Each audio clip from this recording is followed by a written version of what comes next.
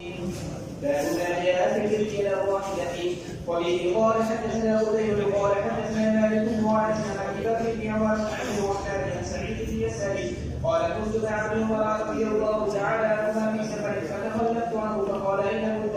فقلت أولدت فقال أليس لك في رسول الله صلى الله عليه وسلم أسوة حسنة رأيت رسول الله صلى الله عليه وسلم ينفر على راحلته وفي الباب عن ابن عباس رضي الله عنهما قال أبو عيسى حديث رضي الله عنهما حديث حسن صحيح وقد ذهب بعض أهل العلم من أصحاب النبي صلى الله عليه وسلم وغيره إلى هذا ورأوا أن يؤثر الرجل على راحلته وبه يقول الشافعي وأحمد وإسحاق وقال بعض أهل العلم لا يؤثر الرجل على راحلته فإذا أراد أن يؤثر نزل فأوثر على الأرض وهو قول بعض أهل الكوفة.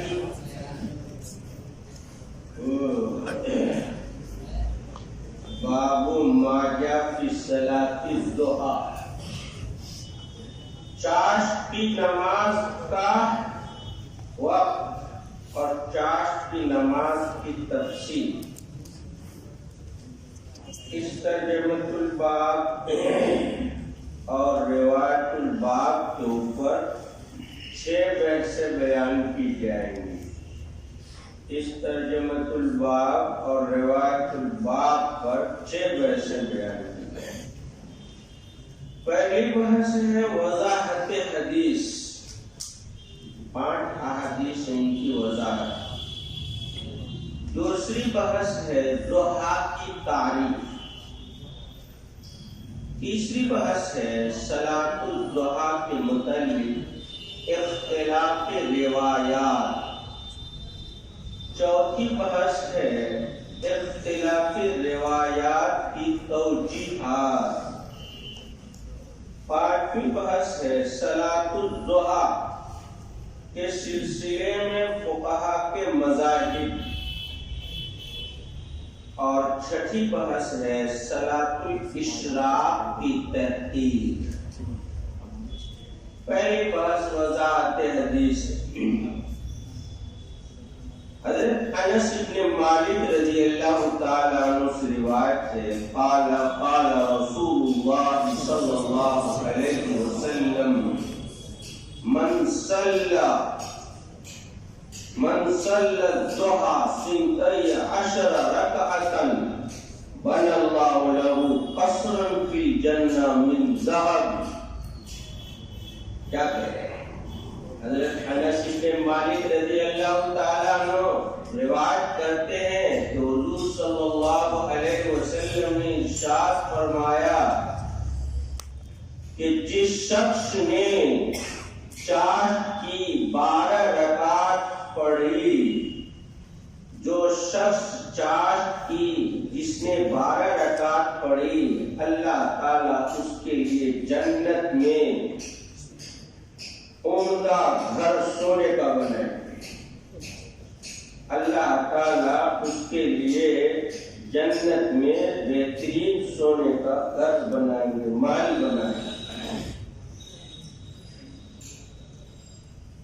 دوسری روایت ہے حضرت عبد الرحمن بن ابی لیلہ سے کہا مجھے جو ہے خبر دی کسی نے نہیں مگر یہ کہ انہوں نے حضور صلی اللہ علیہ وسلم کو چاشت کی نماز پڑھتے ہوئے دیکھا. کہا کسی نے مجھے یہ خبر نہیں دی ہے کہ جنہوں نے حضور صلی اللہ علیہ وسلم کو چاشت کی نماز پڑھتے ہوئے دیکھا. یعنی کسی نے بھی کوئی چاشت کی نماز پڑھتے ہوئے نہیں دیکھا مگر ام ہانی نے. انہوں نے بیان کیا کہ حضور صلی اللہ علیہ وسلم حضرت ام ہانی رضی اللہ تعالی عنہ کے گھر فتح مکہ کے دن داخل ہوئے اور وہاں غسل فرمائے اور آپ صلی اللہ علیہ وسلم نے وہاں 8 رکعت پڑھی.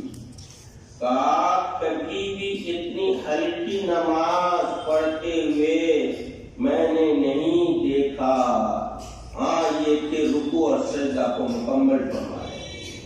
رکوع سجدہ مکمل کرتے ہوئے اعتدال اور تعدیل ارکان کے ساتھ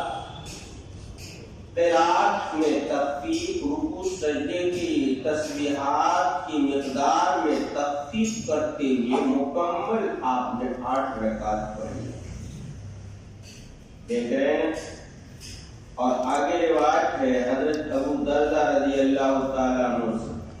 حضرت ابو ذر رضی اللہ تعالیٰ عنہ روایت کرتے حضور صلی اللہ علیہ وسلم سے، اور حضور صلی اللہ علیہ وسلم اللہ تبارک و تعالیٰ سے کہ اللہ تبارک و تعالیٰ نے فرمایا، یہ حدیث قدسی ہے کہ آپ اللہ تعالیٰ نے فرمایا ابن آدم 4 رکعت پڑھ لے دن کے شروع میں آخری دن تک تیری کفالت کروں گا. اور چوتھی روایت کا حضرت ابو ہریرہ رضی اللہ تعالیٰ عنہ سے حضور صلی اللہ علیہ وسلم نے فرمایا، جس شخص نے چاشت کی 2 شفع رکعات پر محافظت کی، ان کے گناہ معاف کر دیے جاتے، سارے کے سارے گناہ، اگرچہ ان کے گناہ سمندر کے جھاگ کے برابر، سمندر کے جھاگ کے برابر.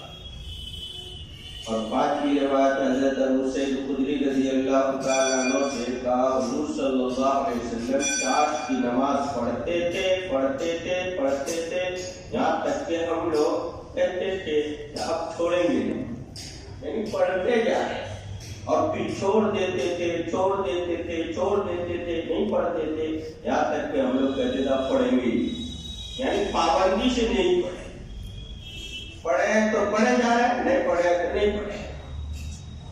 یہ 5 روایت ترجمہ سے مطلب واضح ہے. دوسری بحث ہے ضحیٰ کی تعریف. صلاۃ الضحیٰ میں اضافت بحث کے مضاف ہے. صلاۃ الضحیٰ اے صلاۃ وقت الضحیٰ، یعنی ضحیٰ کی یعنی چاشت کی نماز کا وقت کیا ہے اس کے بیان میں. سمجھ گئے؟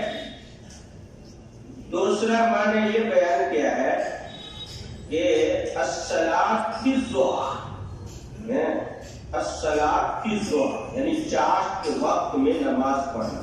جیسے کہتے ہیں صلاۃ اللیل یعنی اے صلاۃ فی اللیل.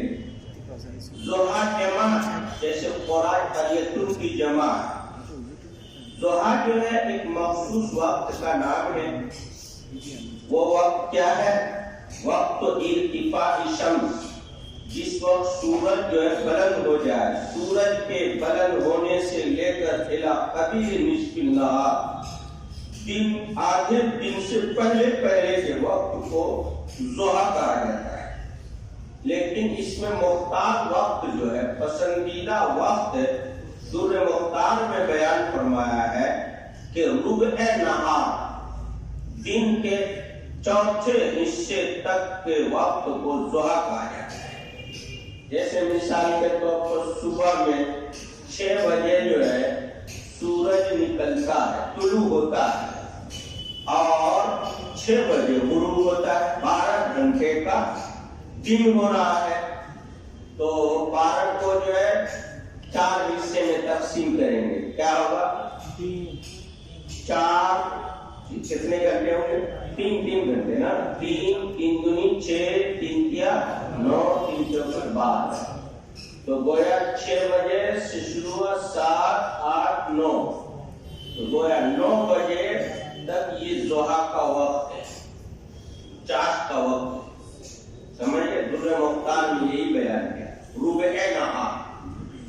لیکن دوسرا قول بعض فقہا کا یہ ہے کہ ربع نہار تک کا وقت، یعنی دن کے چوتھائی حصے تک کا وقت تو ضحیٰ صغریٰ ہے، اور ربع نہار سے اوپر چوتھائی حصے دن سے آگے جو ہے زوال سے پہلے ضحیٰ کبریٰ. سمجھ بات آ گئی؟ اب تیسری بحث ہے صلاۃ الضحیٰ کے متعلق اختلاف روایات. دیکھیے صلاۃ الضحیٰ کے متعلق روایات کا اختلاف ہے، بہت زیادہ اختلاف ہے. اس باتن بھی ہے روایت میں اور نفین بھی ہے۔ اس نماز کے متعلق تمام مصنفین نے باب قائم کیا ہے صلاۃ الضحیٰ کے متعلق، مگر حضرت امام نسائی نے باب قائم نہیں فرمایا ہے۔ حضرت امام بخاری رحمۃ اللہ علیہ نے بھی متعدد ابواب قائم فرمائے ہیں۔ البتہ حضرت امام نسائی شریف کے اندر جو ہے ایک روایت موجود ہے، عبد الرحمن ابن لیلہ فرماتے ہیں کہ مجھ سے کسی صحابی نے حضور صلی اللہ علیہ وسلم کے متعلق نہیں بیان فرمایا کہ حضور صلی اللہ علیہ وسلم صلاۃ الضحیٰ پڑھتے تھے سوائے ام ہانی کے۔ حضرت عائشہ رضی اللہ تعالیٰ عنہ فرماتی ہیں کہ حضور صلی اللہ علیہ وسلم کو میں نے یہ نماز پڑھتے ہوئے نہیں دیکھا، مگر جو ہے میں پڑھتی ہوں۔ حضرت عائشہ فرماتی ہیں، دونوں روایت صحیح بخاری شریف میں بھی ہے اور مسلم شریف میں بھی ہے۔ حضرت عائشہ رضی اللہ تعالیٰ عنہ فرماتی ہیں حضور صلی اللہ علیہ وسلم ضحیٰ کی 4 رکعات پڑھتے تھے، وَيَزِيدُ مَا شَاءَ اللَّهُ، اور جتنا چاہتے اللہ چاہتا اس پر زیادتی بھی کرتے تھے۔ یہ روایت بھی بخاری میں ہے۔ پہلی روایت تو حضرت عائشہ کی آئی کہ ہم نے پڑھتے ہوئے تو نہیں دیکھا لیکن میں پڑھتی ہوں، اور دوسری روایت کیا آ رہی ہے کہ حضور صلی اللہ علیہ وسلم 4 رکعات پڑھتے تھے اور کبھی اللہ چاہتے تھے تو زیادہ بھی پڑھتے تھے۔ اسی طریقے سے ابو داؤد شریف میں حضرت عائشہ رضی اللہ تعالی عنہ سے روایت ہے، حضرت عائشہ رضی اللہ تعالی عنہ سے سوال کیا گیا کہ حضور صلی اللہ علیہ وسلم ضحیٰ کی نماز پڑھتے تھے یا نہیں، تو حضرت عائشہ رضی اللہ تعالی عنہ نے فرمایا لا الا ان یجیء من مغیبہ، حضور صلی اللہ علیہ وسلم تو نہیں پڑھتے تھے، ہم اگر سفر سے جب واپس آتے تھے تو مسجد میں آ کر کے چاش کی نماز پڑھتے۔ یہ روایت کا اختلاف ہوا، بعض روایت سے تو معلوم ہوتا ہے کہ نہیں پڑھتے تھے، بعض روایت سے معلوم ہوتا ہے کہ پڑھتے تھے۔ اس کی جو تھوڑی نشاندہی میں نے کر دی۔ اب میں نے چوتھی بحث قائم کی ہے کہ اختلافی روایات کی توجیحات ہے۔ علماء نے مختلف توجیحات کی ہیں۔ ایک تو اس بات والی روایت ہے جس میں آپ صلی اللہ علیہ وسلم سے چاش کی نماز کا پڑھنا ثابت ہو رہا ہے۔ اس بات کا تعلق نفس صلاۃ سے ہے، اور نفی کا تعلق جس میں آیا کہ آپ نہیں پڑھتے تھے اس کا تعلق دوام سے، یعنی کیا ہے مطلب یہ کہ آپ پڑھتے تھے لیکن دوام کے ساتھ نہیں پڑھتے تھے۔ تو جس روایت میں آپ پڑھتے تھے کبھی کبھار پڑھتے، جس میں آیا کہ نہیں پڑھتے تھے مطلب یہ ہے کہ ہمیشہ نہیں پڑھتے۔ دوسرا قول یہ ہے کہ نفی کا تعلق وجود سے نہیں ہے بلکہ رویت سے ہے، اور اس بات کا تعلق جو ہے واقع کی نفسی امر سے ہے۔ یعنی جو صحابی یہ بیان کرتے ہیں کہ آپ صلی اللہ علیہ وسلم چاش کی نماز میں نے پڑھتے ہوئے آپ کو نہیں دیکھا، یہ ان کی رویت سے تعلق، انہوں نے نہیں دیکھا، اور جس میں آیا کہ آپ پڑھتے تھے وہ اس بات کا تعلق ہے کہ انہوں نے دیکھا۔ جنہوں نے نہیں دیکھا انہوں نے نفی بیان کر دیا، اور جنہوں نے دیکھا انہوں نے کہا کہ ہم پڑھتے تھے، پڑھنا ثابت ہے۔ تیسری توجیہ یہ بیان کی گئی ہے کہ نفی کا تعلق جو ہے اظہار سے، یعنی علی وجہ الشہرت والاعلان، نہیں پڑھتے تھے آپ صلی اللہ علیہ وسلم اعلانیہ لوگوں کو دکھا کر کے نہیں پڑھتے تھے، اور لیکن چھپ کے پڑھتے تھے۔ تو نفی کا تعلق جو ہوا وہ عدم اعلانیہ، عدم شہرت سے ہے، اور اس بات کا تعلق فی نفسی آپ پڑھتے تھے۔ بات سمجھ میں آ گئی؟ چوتھی توجیہ علامہ خطابی نے کی ہے کہ صلاۃ الضحیٰ کا ثبوت حضور صلی اللہ علیہ وسلم سے تواتراً ثابت ہے۔ اس کا انکار جیسا کہ بعض علماء سے منقول ہے، انہوں نے انکار کیا کہ صلاۃ الضحیٰ نہیں ہے، درست نہیں ہے، نفی کی روایت معول ہے، اس کی تعبیر کی گئی ہے۔ چنانچہ بخاری، مسلم، ابو داؤد وغیرہ کتابوں میں متعدد روایات موجود ہیں صلاۃ الضحیٰ سے متعلق، اس کا ثبوت مل رہا ہے۔ حافظ ابن حجر اسقلانی فرماتے ہیں کہ امام حاکم نے صلاۃ الضحیٰ کی جو متعدد روایت جمع کی ہے، اس کو ایک جز میں جمع کیا جا سکتا ہے، یعنی ایک رسالہ میں، ایک کتاب میں جمع کیا جا سکتا ہے۔ اس کے روایت کو جو ہے انہوں نے 20 صحابہ تک پہنچایا ہے کہ گویا 20 صحابہ سے صلاۃ الضحیٰ ثابت ہے۔ سمجھ بات آ گئی؟ اب 5ویں بحث ہے صلاۃ الضحیٰ۔ یہ تو روایت کے سلسلے میں بات ہوئی، روایت میں اختلاف ہے، بعض میں اثبات ہے، بعض میں نفی ہے، اور ہم نے اس کی توضیحات کر دی کہ نفی کا تعلق کس سے ہے اور اس بات کا تعلق کس سے ہے۔ لیکن فقہاء مجتہدین نے صلاۃ الضحیٰ کو کیا حیثیت دیا ہے، اس کا حکم کیا شریعت اعتبار سے، پڑھنے کا کیا حکم ہے، فقہاء کے یہاں یہ نماز کیسی ہے؟ اس سلسلے میں حافظ ابن حجر اسقلانی، علامہ ابن قیم اور جو ہے دوسرے علماء نے کہا کہ اس کو علماء کے 6 اقوال ہیں صلاۃ الضحیٰ کی حیثیت میں، اس کے حکم کے سلسلے میں 6 اقوال ہیں۔ اسی طریقے سے حضرت شیخ، بڑے حضرت شیخ حضرت مولانا زکریا صاحب مہاجر مدین نور اللہ مرقدہ فرماتے ہیں کہ ائمہ اربعہ اس نماز کے ثبوت اور اس نماز کے وجود پر متفق ہیں، یہ نماز مستحب ہے۔ البتہ تاکید اور عدم تاکید میں اختلاف ہے، بعض تاکیدی طور پر جو ہے اس کے قائل ہیں اور بعض جو ہے عدم تاکید کے ساتھ قائل ہیں۔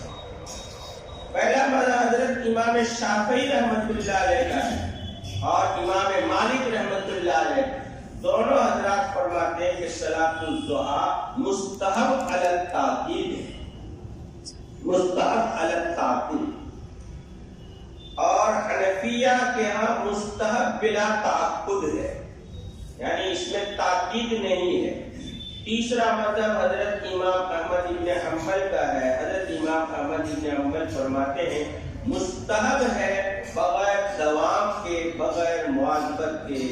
حضرت عبداللہ ابن عمر رضی اللہ تعالیٰ عنہ سے منقول ہے کہ انہوں نے صلاۃ الضحیٰ کو جو ہے عبداللہ ابن عمر کے نزدیک انہوں نے بدعت کہا ہے صلاۃ الضحیٰ کو، لیکن جو ہے انہوں نے یہ کہا کہ بغیر سبب کے یہ نماز مشروع نہیں ہے۔ حضور صلی اللہ علیہ وسلم نے جو فتح مکہ کے موقع پر یہ نماز پڑھی ہے، ایک سبب کے درجے میں پڑھی ہے، یعنی مکہ فتح ہوا اس کے شکرانے میں آپ نے 8 رکعت پڑھی ہے، ایک سبب کی وجہ سے پڑھی ہے، بغیر سبب کے آپ صلی اللہ علیہ وسلم سے پڑھنا ثابت نہیں ہے۔ حضرت عبداللہ بن عمر رضی اللہ تعالیٰ عنہ کی رائے ہے۔ اب 6ٹھی بحث ہے صلاۃ الاشراق کی طے۔ یہ تو صلاۃ الضحیٰ چاش کی نماز کے متعلق بات کی ہے۔ دیکھیے فقہاء حضرات جو ہے عام طور پر صرف صلاۃ الضحیٰ کا تذکرہ کرتے ہیں، جو فقہاء حضرات ہیں اور محدثین ہیں، وہ جو ہے صرف صلاۃ الضحیٰ کا باب قائم کرتے ہیں اور صلاۃ الاشراق اس کے متعلق باب کوئی قائم نہیں کیے اور اس کا ذکر نہیں فرماتے ہیں۔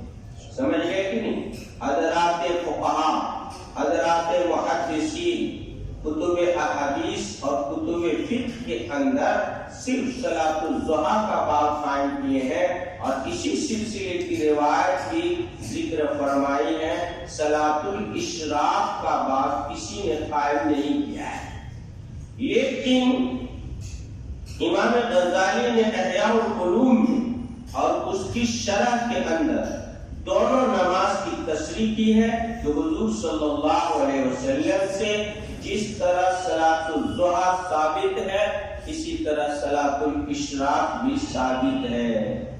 وہ فرماتے ہیں اصل حضرت علی رضی اللہ تعالیٰ عنہ کی مرفوع روایت ہے جو جامع ترمذی اور سنن نسائی اور شمائل ترمذی کے اندر یہ روایت ہے، کان رسول اللہ صلی اللہ علیہ وسلم اذا كانت الشمس من هاهنا كهيئتها من هاهنا عند العصر صلى ركعتين، وإذا كانت الشمس من هاهنا كهيئتها من هاهنا عند الظهر صلى 4 ركعات۔ کیا مطلب؟ یعنی حضرت علی رضی اللہ تعالیٰ عنہ کی روایت ہے جو کہ جامع ترمذی میں ہے، نسائی میں ہے، شمال ترمذی میں روایت ہے، کان رسول اللہ صلی اللہ علیہ وسلم، حضور صلی اللہ علیہ وسلم جب سورج مغرب کی طرف اتنا بلند ہوتا تھا جتنا عصر کے وقت میں مغرب کی طرف بلند ہوتا ہے، اتنا بلند ہونے کی مقدار صبح میں جب مشرق کی طرف بلند ہو جاتا تھا۔ دیکھیں مثال سمجھ رہے ہیں، عصر کے وقت میں جتنا سورج مغرب کی طرف بلند ہوتا ہے اتنی ہی مقدار میں جب مشرق کی طرف جو ہے سورج بلند ہوتا تھا صلی رکعتین، تو آپ صلی اللہ علیہ وسلم 2 رکعت پڑھتے ہیں۔ یہ اشراق کی نماز ہوئی، سمجھ گئے؟ اور جب سورج اس طرف یعنی مغرب کی طرف اتنا بلند ہوتا تھا، یعنی عصر سے زیادہ، جیسے ظہر کے وقت میں بلند ہوتا ہے، بھائی ظہر کے وقت میں سورج زیادہ بلند ہوتا ہے نا، سورج جب ظہر کے وقت میں جتنا مغرب کی طرف بلند ہوتا ہے اتنی مقدار میں صبح میں مشرق کی طرف بلند ہو جاتا تھا، تو آپ صلی اللہ علیہ وسلم صلی 4 رکعات، تو 4 رکعت پڑھتے۔ سمجھ گئے؟ یہ حضرت علی رضی اللہ تعالیٰ عنہ کی روایت، جس سے معلوم ہوتا ہے کہ اشراق صبح کی نماز عصر کے وقت کی مقدار میں ادھر جو ہے سورج بلند ہونے کے وقت پڑھتے تھے، اور ظہر کے وقت میں جتنا ادھر بلند ہوتا ہے سورج اتنے ادھر مغرب مشرق کی طرف بلند ہو جاتا تھا، تو آپ 4 رکعت پڑھتے تھے۔ پہلی نماز گویا کہ اشراق اور دوسری نماز گویا کہ کیا ہے؟ چاشت۔ حضرت شیخ مولانا زکریا صاحب مہاجر مدنی نوّر اللہ مرکزہ فرماتے ہیں کہ محدثین کے نزدیک یہ دونوں نماز الگ الگ نہیں ہے۔ محدثین کی تحقیق سمجھیے گا، فقہا کی تحقیق سمجھیے اور صوفیہ کی تحقیق سمجھیے، یا 2 جماعت ہے، حضرات محدثین، حضرات فقہا وہ کہتے ہیں کہ صلاۃ الاشراق اور صلاۃ الضحیٰ یہ 2 الگ الگ نماز نہیں ہے، سمجھ گئے کہ نہیں؟ اور حضرات صوفیہ کے ہاں یہ دونوں الگ الگ نماز ہے، دونوں الگ الگ نماز ہے۔ چنانچہ لمعات التنقیم حضرت شیخ عبدالحق محدث دہلوی نے فرمایا یہ دونوں نمازیں متعارف ہیں بوقت ارتفاع شمس بقدر رمح والرمحین، یعنی ایک نیزہ اور 2 نیزے کے بقدر جب سورج بلند ہوتا ہے تو جس کو صلاۃ الاشراق کہتے ہیں وہ پڑھا کرتے تھے، اور دوسری نماز جو ہے غروب نہار پر پڑھتے تھے جس کو صلاۃ الضحیٰ کہتے ہیں۔ کہتے اکثر روایات دونوں پر جو ہے صلاۃ الضحیٰ کا اطلاق کیا گیا ہے، پہلی نماز کو بھی صلاۃ الضحیٰ کہا اور دوسری نماز کو بھی صلاۃ الضحیٰ کہا گیا، لیکن بعض حضرات نے کہا صلاۃ الاشراق کا بھی اطلاق اس کے اوپر کیا گیا ہے۔ علامہ سیوطی نے جمع الجوامع میں طبرانی کے حوالے سے ذکر فرمایا ہے۔ شیخ متقی برہان پوری نے بھی اسی طرح نقل کیا ہے کہ صلاۃ الاشراق کا باب جو رکھتے ہیں کہ باندھا گیا ہے، اور اس کے سلسلے میں جو ہے انہوں نے تحقیقات بھی پیش کی ہے کہ صلاۃ الضحیٰ الگ نماز ہے اور صلاۃ الاشراق الگ نماز۔ یہ صوفیہ حضرات کی خلاصہ یہ ہے کہ حضرات فقہاء، حضرات محدثین کہتے ہیں کہ نہیں، صلاۃ الضحیٰ صلاۃ الاشراق کی کوئی الگ الگ نماز نہیں ہے۔ کبھی آپ صلی اللہ علیہ وسلم اسی نماز کو دن کے شروع میں پڑھ لیتے تھے، اور کبھی کسی مشغولیت کی وجہ سے اب تھوڑا ٹال کر کے دیر سے پڑھتے تھے۔ وہی نماز کبھی شروع میں پڑھنا ہے، وہی نماز کبھی دیر سے پڑھنا ہے، نماز ایک ہی ہے، وہ صلاۃ الضحیٰ ہے، صلاۃ الاشراق نہیں ہے، الگ الگ نہیں ہے۔ لیکن حضرات صوفیہ کہتے نہیں، پہلے دن کے شروع میں جو پڑھی جانے والی نماز ہے وہ صلاۃ الاشراق ہے، اور تھوڑا اور آگے بڑھا کر کے تھوڑی دیر کے بعد جو پڑھی جانے والی نماز جو ہے وہ صلاۃ الضحیٰ ہے۔ معلوم ہوا شیخ علی متقی برہان پوری اور شیخ عبدالحق محدث دہلوی اور امام غزالی نے اپنی کتاب احیاء العلوم میں دونوں نمازوں کو الگ الگ شمار کیا ہے، اور صوفیہ کی جماعت بھی اسی کے قائل ہے۔ ہمارے اکابر صوفیہ خصوصاً اکابر دیوبند جو محدثین بھی ہیں، فقہاء بھی ہیں اور صوفیہ بھی ہیں، یہ سب کچھ کا مجموعہ ہے یہ حضرات۔ ان حضرات نے ہم لوگوں کو، ہم مریدین کو دونوں نماز کی تلقین کی۔ ہمارے حضرت شیخ سے بڑھ کر کون اس زمانے میں محدث ہوگا، لیکن ہمارے حضرت شیخ جونپوری رحمت اللہ علیہ جو ہے وہ پڑھا کرتے تھے اشراق کی نماز بھی اور چاند کی نماز بھی، اور ہمیں بھی انہوں نے تلقین کی ہے اشراق کی نماز پڑھنے کے لیے بھی اور چاند کی نماز پڑھنے کے لیے۔ پڑھنے میں کوئی حرج کی بات نہیں، ہمیں پڑھنا چاہیے، لیکن چاند کی نماز پر مداومت نہیں ہے تو مداومت نہ کیا جائے۔ سمجھ بات آ رہی؟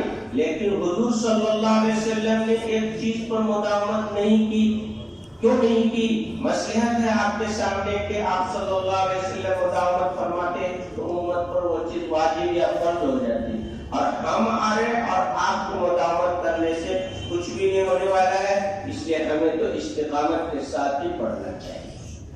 چلیے اس کی